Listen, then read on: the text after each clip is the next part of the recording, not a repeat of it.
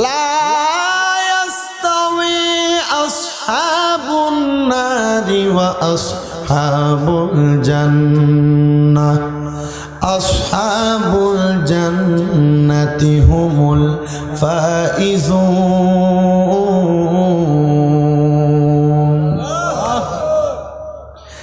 জাহান্নামী আর জান্নাতি এক নয়, জান্নাতীরা সফল কাম।